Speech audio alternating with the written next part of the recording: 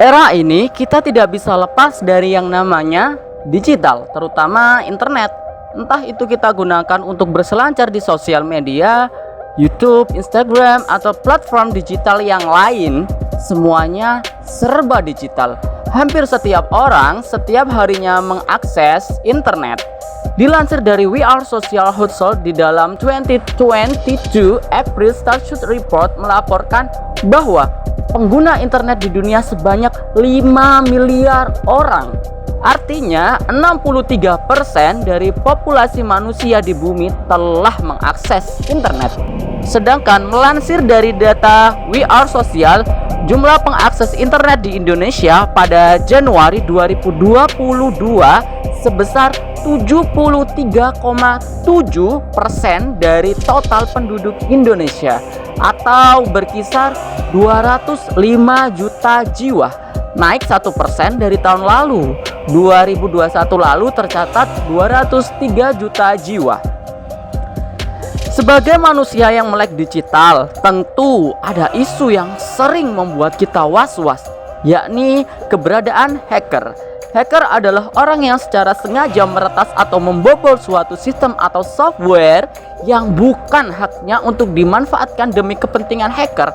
Salah satunya untuk dijual ke pihak lain, ke situs dark web atau yang lain secara ilegal. Banyak yang telah menjadi korban peretasan. Bahkan sistem sekelas milik pemerintah Amerika, Rusia, perusahaan Google, dan belakangan ini ramai diperbincangkan bahwa hacker dengan nama akun Twitter Bjorka telah meretas sistem data pemerintah Indonesia.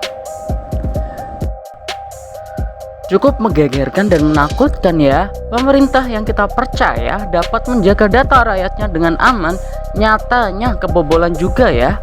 Entah karena sistem cyber security Indonesia yang lemah atau karena hackernya yang lebih handal dari cyber security kita. Namun menurut Menteri Koordinator Bidang Politik, Hukum, dan Keamanan Mahfud MD, Bjorka bukanlah hacker yang handal. Nah, kita bayangkan saja hacker yang belum dikatakan handal sudah mampu menggegerkan jagat Indonesia. Bagaimana kalau yang sudah handal? Mahfud MD menuturkan jika tidak ada rahasia negara yang dibobol. Menurut sudut pandang kita, pemerintah harus menjaga setiap data. Harusnya semua data dianggap penting dan harus dijaga semaksimal mungkin. Barulah rakyat dapat mempercayakan datanya kepada pemerintah tanpa perlu was-was. Namun di momen ini pemerintah dapat memperbaiki dan memberikan jaminan keamanan dengan Undang-Undang Perlindungan Data Pribadi yang katanya sedang disusun. Nah, tahukah Anda tidak semuanya hacker itu ilegal ataupun merugikan loh. Ada hacker yang dibayar secara legal untuk meretas suatu sistem, laman, website, atau aplikasi dengan bayaran yang fantastis. Mereka dikenal dengan bug hunter. Apa itu bug hunter? Di bidang IT, istilah bug tidak diartikan sebagai serangga, tetapi suatu kesalahan pada kode yang mengakibatkan program tidak bisa berjalan seperti yang diharapkan. Bug hunter atau disebut juga program bug bounty merupakan opportunity yang ditawarkan oleh organisasi situs web maupun para pengembang software kepada seseorang untuk melaporkan bug dengan imbalan, entah itu berupa uang, pengakuan, atau kompensasi lainnya. Cara kerja program ini ialah pengembang atau perusahaan yang bergerak di bidang tersebut harus menemukan bug atau kerentanan, lalu memperbaikinya sebelum masyarakat umum menyadarinya. Sederhananya, para pengembang tersebut meminta bantuan pada hacker untuk meretas sistem mereka sendiri supaya diketahui kelemahan dan kekurangan serta kerentanan yang ada pada program atau software. Setelah itu, pihak pengembang dapat memperbaikinya setelah ditemukan kerentanannya. Cara ini sebenarnya sudah dilaksanakan oleh banyak organisasi di dunia seperti Facebook, Microsoft, Google, Yahoo, dan masih banyak lagi lainnya. Dapat dikatakan bahwa bug hunter adalah white hat hacker yang bekerja untuk suatu perusahaan guna menemukan kerentanan lebih dini sebelum ditemukan oleh black hat hacker. Salah satu bug hunter yang terkenal adalah James Cadle. James berhasil menemukan kesalahan kode yang mungkin bisa ditemukan penjahat atau black hat hacker.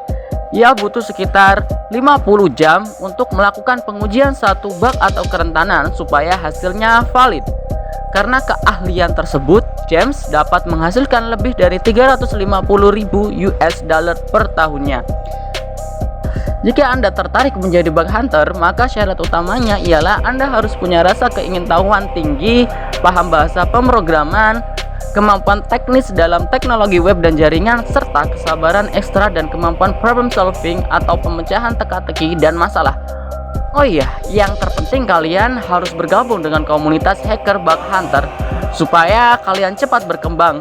Soalnya kalian tidak akan mendapatkan pengetahuan tentang cara menjadi hacker di sekolah-sekolah kalian. Harus belajar otodidak. Nah, putra bangsa ada loh yang pernah berhasil meretas dan menemukan bug pada perusahaan Google, Alibaba, dan masih banyak lagi yang lainnya.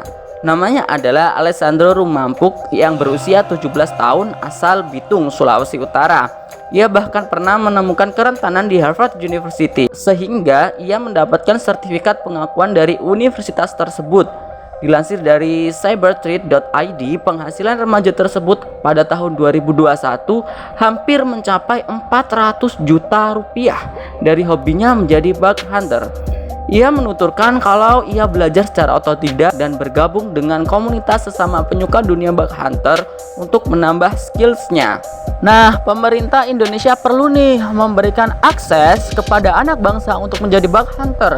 Harusnya sering-sering pula pemerintah menggunakan jasa bug hunter atau penyelenggaraan kompetisi bug hunter untuk meretas dan menemukan kerentanan di dalam sistem digital pemerintah Indonesia sendiri.